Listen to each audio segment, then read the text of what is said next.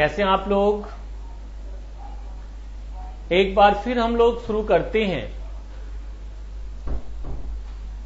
अपने जैव विविधता के टॉपिक को, उस कारवां को आगे बढ़ाते हैं, देखते हैं कि इसमें और क्या क्या चीजें जरूरी। अभी पिछली क्लासों में मैंने विशेष रूप से भारत में जैव विविधता के संरक्षण के लिए किए जाने वाले प्रयासों पर चर्चा की। उसमें मैंने बताया कि दो तरह से हम लोग जैव विविधता का संरक्षण करते हैं। एक तो स्वस्थाने इन सीटू और दूसरा एक्स सीटू।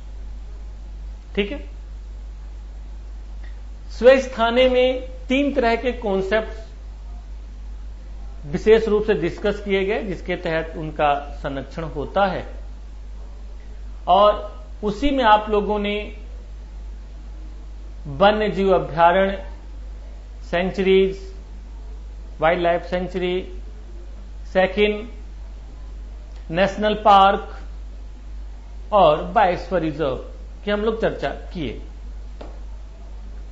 भारत में वर्तमान समय में 18 बायोस्फीयर रिजर्व पाए जाते हैं। आज हम लोग विशेष रूप से बायोस्फीयर रिजर्व पर चर्चा करेंगे इस क्लास में, जो आपके प्रीलिम्स के पॉइंट ऑफ व्यू से बहुत अधिक इंपॉर्टेंट है।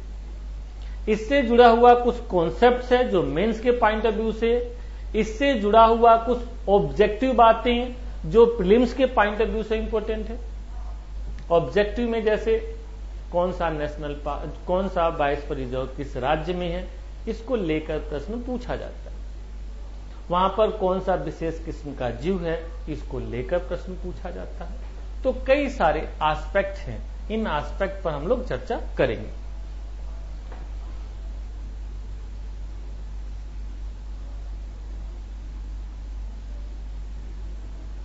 भारत में प्रमुख जैव आरक्षित क्षेत्र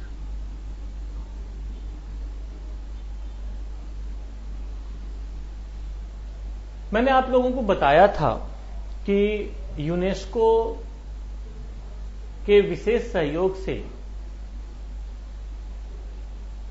मैन एंड बायोस्फीयर रिजर्व कार्यक्रम के अंतर्गत जैव आरक्षित क्षेत्र की संकल्पना सामने आई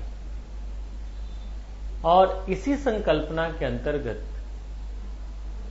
1987 में पहली बार नीलगिरी नेशनल पार्क को एज ए बायोस्फीयर रिजर्व स्थापित किया गया।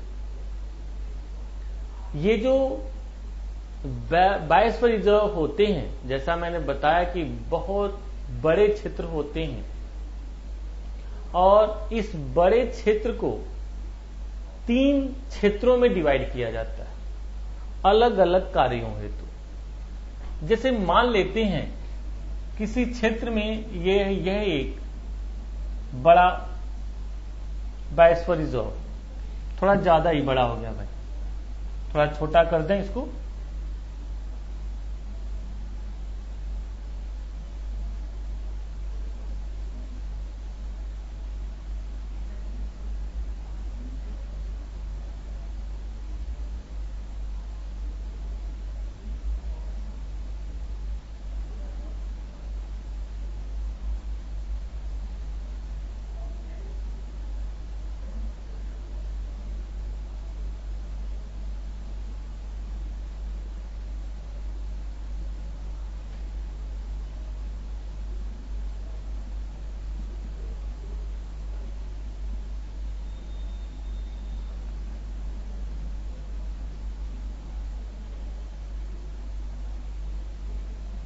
ये देखिए आप लोग, किसी भी जैव आरक्षित क्षेत्र को हम लोग सामान्य रूप से 3 क्षेत्रों में बांट सकते हैं। ठीक है, और इसके अलग अलग क्षेत्रों की कुछ अपनी अलग अलग विशेषताएं देखी जा सकती हैं। टास्क फोर्स के अनुसार बायोस्फीयर रिजर्व के 3 क्षेत्र हैं। पहला क्षेत्र है क्रोड क्षेत्र। क्रोड क्षेत्र या कोर जोन, यानी कि किसी भी जैव आरक्षित क्षेत्र का आंतरिक भाग। नंबर 2,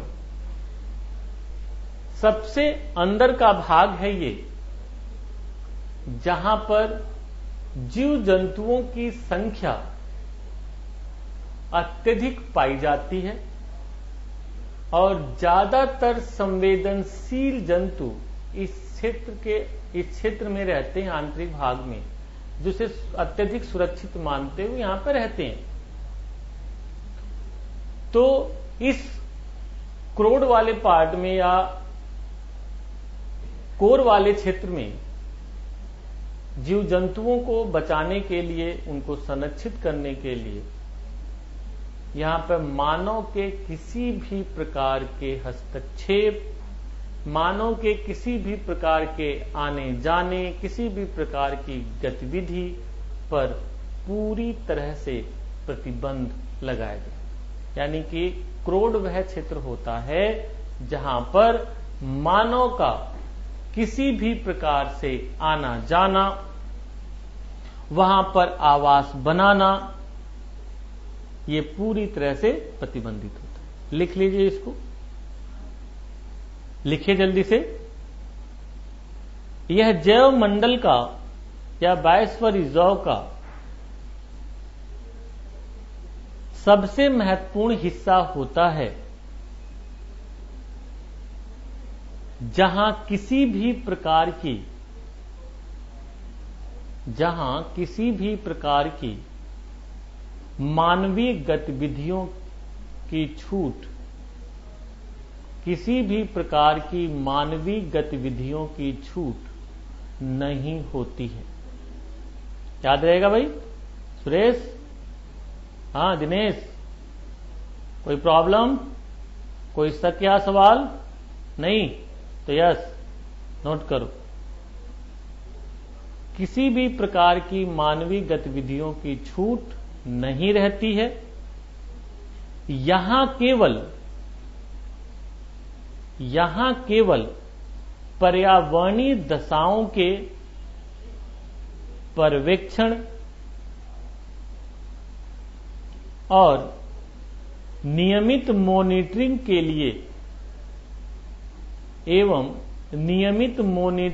लिए ही मानव जा सकता है। ठीक है, ये आप लोग ध्यान रखिए। देन दूसरा क्षेत्र मध्यवर्ती क्षेत्र।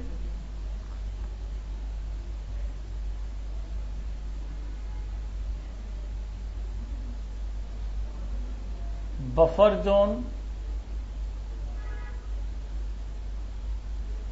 यानी कि ये जो क्षेत्र है इससे बफर जोन। ठीक है, ये जो दूसरा क्षेत्र है इसे किसी भी जैव आरक्षित क्षेत्र का बफर जोन कहते हैं, मध्यवर्ती क्षेत्र कहते हैं। यहां पर मानव को सीमित कार्यों के लिए आ जा सकता है, घूम फिर सकता है। ठीक, नोट करिए जल्दी से इसको। यह जैव मंडल का ऐसा क्षेत्र होता है जिसका सीमांकन तो अच्छी तरह से किया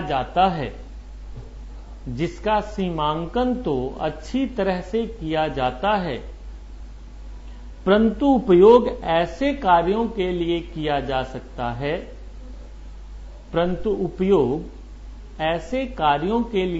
जा सकता है जो पूर्णतः नियंत्रित एवं अविध्वंसक हों। अविध्वंसक हो, यानी कि उसके पर्यावरण को नुकसान नहीं पहुंचा सकते। ठीक है, अभिध्वंसक का मतलब यह है कि भाई पर्यावरण का नुकसान नहीं होगा। जैसे मान लो पर्यटन का कार्य होता है, लोग यहां जाते हैं, घूमते हैं, फिरते हैं, शोध कार्य कुछ होते हैं, शोध कार्य, इन सब के पॉइंट ऑफ व्यू से अविध्वंसक हो, शोध कार्य, पर्यावरणीय शिक्षा, पर्यावरणीय शिक्षण एवं प्रशिक्षण, पर्यटन एवं प्रबंधन, पर्यटन एवं प्रबंधन से संबंधित कार्य इस क्षेत्र में किए जाते हैं। क्लियर? एंड तीसरा और अंतिम क्षेत्र जो है आवांतर क्षेत्र।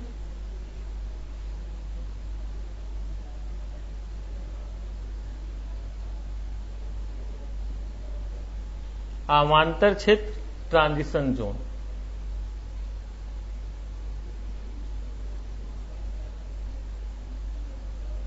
ट्रांजिशन जोन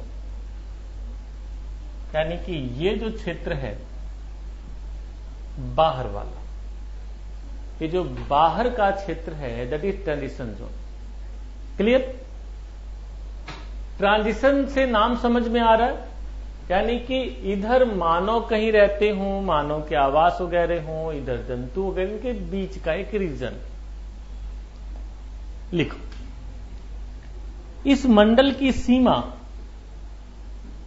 सुरक्षित नहीं होती है, सुरक्षित नहीं होती है। इस मंडल का मुख्य कार्य, इस मंडल का मुख्य कार्य विकासीय एवं योजनाओं से संबंधित होता है, विकासीय एवं योजनाओं से संबंधित होता है। अर्थात अवांतर मंडल की प्रमुख भूमिका, अर्थात अवांतर मंडल की प्रमुख भूमिका विकास कार्य से संबंधित होता है, विकास कार्यों से संबंधित होता है।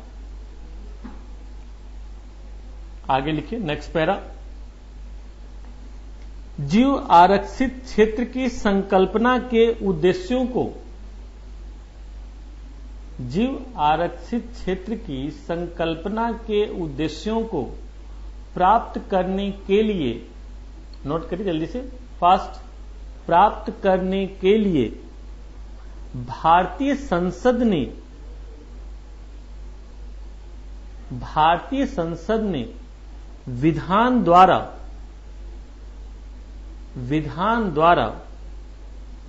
जैव मंडल आरक्षित क्षेत्र स्थापित किए हैं। विधान द्वारा जैव मंडल आरक्षित क्षेत्र स्थापित किए हैं।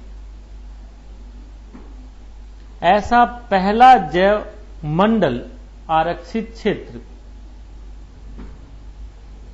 ऐसा पहला जैव मंडल आरक्षित क्षेत्र यूनेस्को के सहयोग से 1986 में नीलगिरी क्षेत्र में स्थापित किया गया, नीलगिरी क्षेत्र में स्थापित किया गया। अब तक देश में कुल 18 जैव आरक्षित क्षेत्र घोषित किए जा चुके हैं। 18 जैव आरक्षित क्षेत्र घोषित किए जा चुके हैं।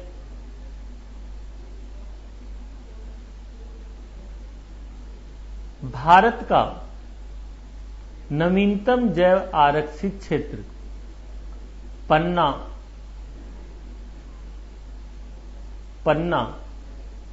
जो मध्य प्रदेश में स्थित है, जो मध्य प्रदेश में स्थित है, स्थापित किया गया है। स्थापित किया गया है। ठीक है, ये ध्यान रखिएगा। लेटेस्ट जो हमारा 18th जो है वो पन्ना है। पन्ना पहले नेशनल पार्क था, पर अभी 2 साल पहले उसको as a national biosphere reserve establish किया गया। नेक्स्ट, आगे लाइन। इनमें से 7 को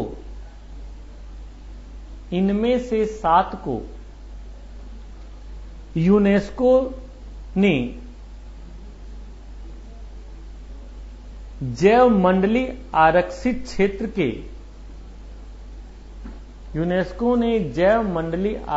क्षेत्र के विश्व नेटवर्क पर मान्यता प्रदान की है। जैसे नीलगिरी, सुंदरवन। नोट करिए, बहुत इंपॉर्टेंट है, कई बार पूछा जाता है प्रीलिम्स में ये कि निम्नलिखित जैव आरक्षित क्षेत्रों पर विचार कीजिए।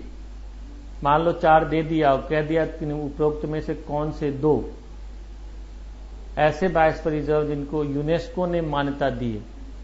तो नोट करिए, नीलगिरी, सुंदरवन, मन्नार की खाड़ी, नंदा देवी, पंचमढ़ी, शिमलीपाल और नौक्रेक।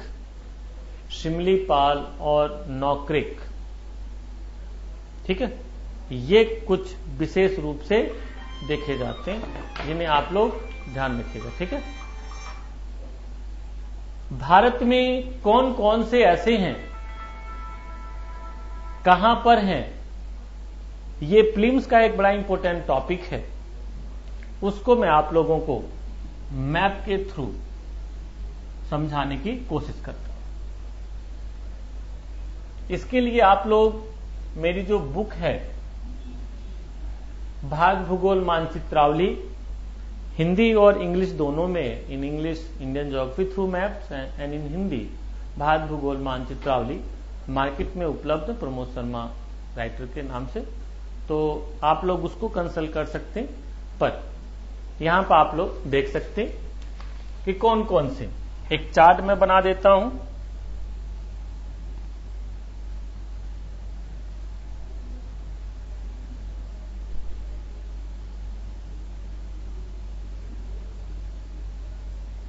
Biosphere reserve state. ठीक है, फर्स्ट नीलगिरी,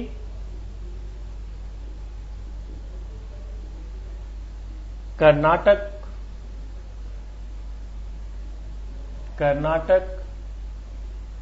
केरला एंड तमिलनाडु। ठीक है, number 2 Nanda Devi,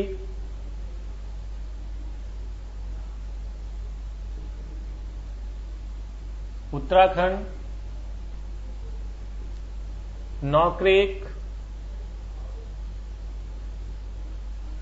Meghalaya,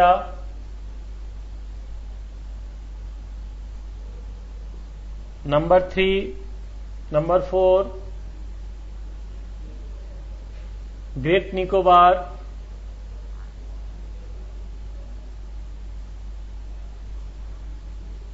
Andaman and Nicobar,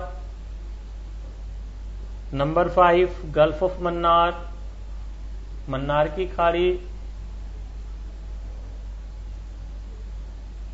specially Tamil Nadu, and 6 Manas, Assam, 7 Sundarban, West Bengal, Similipal, Odisha, 9 Dibru सखैवा,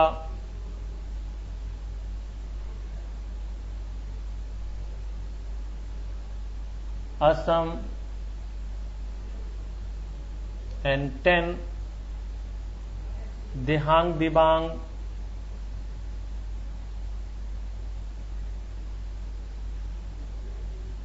Arunachal Pradesh, 11 Panchmari,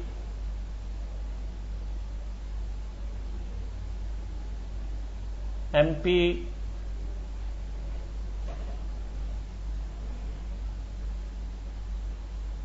12 Agasta Malai,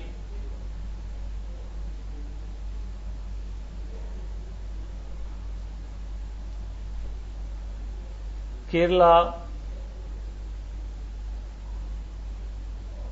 especially Kerala,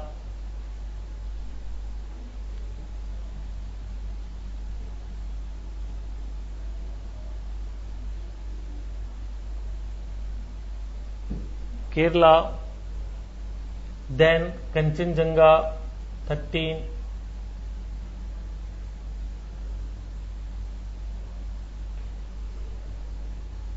Sikkim, number 14 Achanak Markantak,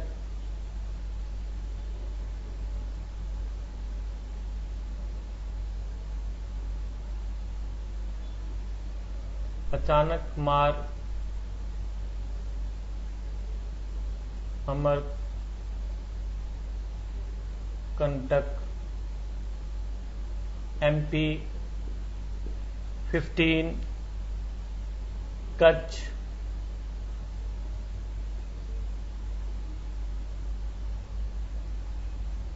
Gujarat,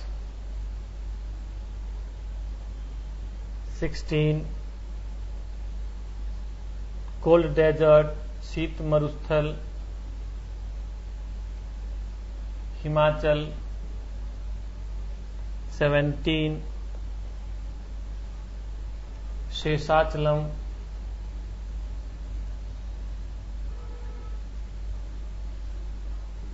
Andhra Pradesh,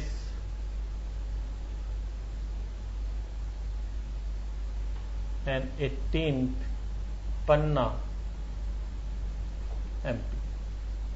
ठीक है, ये एक चार्ट बना सकते हैं, बट इसको बहुत ही बेहतर ढंग से समझने के लिए जरूरत होती है मैपिंग की। तो बेटा आप लोग एक बात जरूर ध्यान रखना, सभी बच्चे इस बात को ध्यान रखें कि मैपिंग कभी छूटनी नहीं चाहिए। इकोलॉजी, एनवायरमेंट, ज्योग्राफी जब भी आप पढ़ रहे हो तो मैप बनाएं, विजुलाइजेशन करें। एक इंडिया का मैप बनाइए फटाफट आप लोग।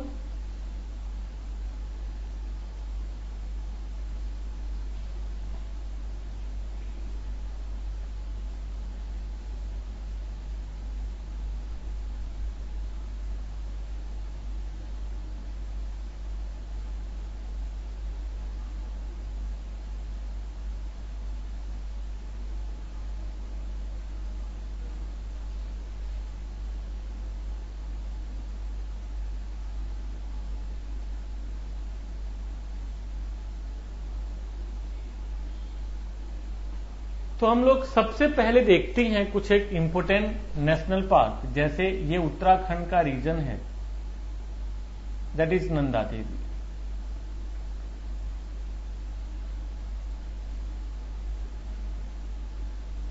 यहीं ये हिमाचल प्रदेश का रीजन है, ये है कोल्ड डेजर्ट।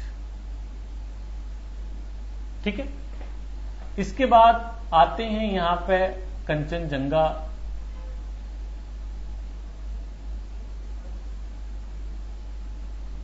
एक बात मैं आप लोगों को बता दूं, कंचनजंगा एक बहुत इंपॉर्टेंट फैक्ट इस पॉइंट ऑफ व्यू से है कि वहां पे कंचनजंगा एज ए चोटी है, कंचनजंगा एक एज ए नेशनल पार्क है, और Kanchenjunga as a biosphere reserve भी।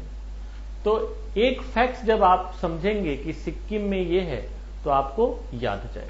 ठीक, ये सिक्किम में, यहीं पर आप देखेंगे it's a map of Arunachal Pradesh, and in this region Dihang Dibang, Dihang and Dibang. These two important this is one biosphere reserve situated in Arunachal Pradesh. Then यहीं पे देखोगे आप लोग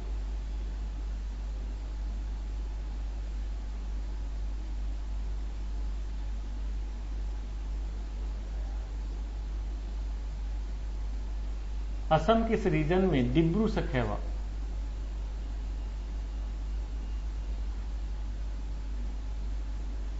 डिब्रू सखैवा एक बहुत ही इंपोर्टेंट माना जाता है. यहीं पे आप देखेंगे असम में है मानस, जो विशेष रूप से एलिफेंट के लिए फेमस है. यहीं पर आप देखोगे मणिपुर में मेघालय में नॉक्रिक,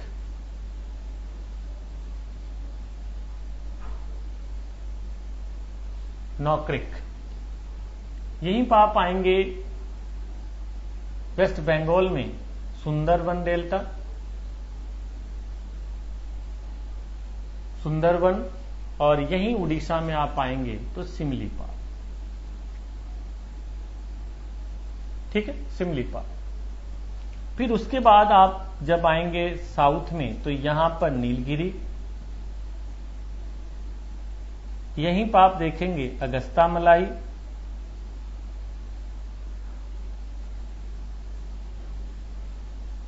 ठीक है, अगस्ता मलाई. फिर उसके बाद एमपी में यहां पाएंगे तो पंचमढ़ी,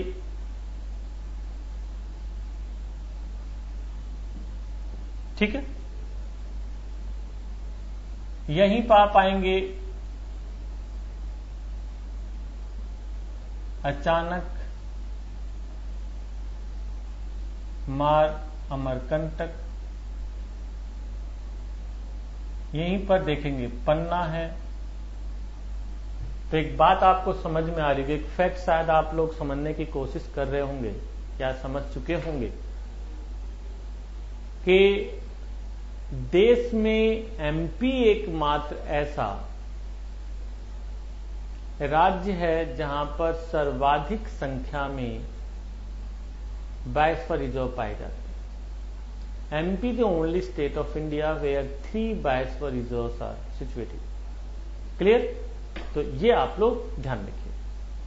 देन यहां आंध्रा में जाओगे तो शेषाचलम, शेषाचलम, पंचमढ़ी, अगस्ता मलाई हो गया, कोल्ड डेजर्ट, शेषाचलम, पन्ना, अमरकंटक, अचानक, कंचनजंगा. तो कितने हो गए भाई? 1 2 3 4 5 6 7 8 9 10 11 12 13 14 15 16 17. 1 is ग्रेट निकोबार. ठीक है, ग्रेट निकोबार. तो ये आप लोग ध्यान रखिएगा. नीलगिरी, नंदा देवी, नौकरे, ग्रेट निकोबार. और यहां पर वाटर बॉडी में है, पेज नंबर 10 पे देखोगे तो gulf of Mannar, gulf of Mannar. ठीक है, इन सभी को आप लोगों को मैंने बताया था कि कट एंड ड्रॉ एक बुकलेट आती है, या बचपन में आप लोगों ने मैप भरे होंगे. इंडिया की आउटलाइन आती है, पॉलिटिकल मैप होता है जिसमें 35 या 40-50 पैसे की आती है. आप उसे लेके आइए और इन सब को मैप में प्लॉट करिए. जब आप मैप में प्लॉट करेंगे तो आपका विजुअलाइजेशन बढ़ेगा और धीरे धीरे ये सब याद हो जाएंगे. ठीक है, तो मैं समझता हूं आगे आपको प्रॉब्लम नहीं हो. तो दो तरह से एक चार्ट बना लीजिए और साथ ही साथ एक मैप बना लीजिए. आपके प्रारंभिक परीक्षा में यहां से हमेशा क्वेश्चंस आते हैं। आप लोग अपने प्रीवियस ईयर्स के पेपर देखिएगा तो डेफिनेटली आपको यहां से एक क्वेश्चंस मिलेगा ही मिलेगा। क्लियर? तो ये हुए भारत के प्रमुख बायोस्फीयर रिजर्व। आप लोग याद रखिएगा, इन इंडिया 18 बायोस्फीयर रिजर्व और इन 7 को यूनेस्को ने मान्यता दी है। ठीक है, किसको किसको? नीलगिरी, सुंदरवन, मन्नार की खाड़ी, नंदा देवी, पंचमढ़ी, शिमलीपाल एंड नौक्रिक। ठीक है, तो इनको मान्यता भी दिया हुआ है। इस पॉइंट ऑफ व्यू से भी आप लोग याद रखिएगा कौन कौन से ये स्टेट में हैं, ये भी आप लोग ध्यान रखिएगा, क्योंकि प्रश्न ये दोनों एस्पेक्ट में ही पूछे जाते हैं। ठीक है, तो ये सारी बातें हुई कुछ नेशनल पार्क बायोस्फीयर रिजर्व की। नेक्स्ट क्लास में मैं विशेष रूप से नेशनल पार्क को डिस्कस करूंगा कि कौन से कहां पर हैं, क्या उनके फीचर्स हैं, कैरेक्टर हैं, सेंचुरी वगैरह की चर्चा होगी। आज इतना ही। Okay, bye.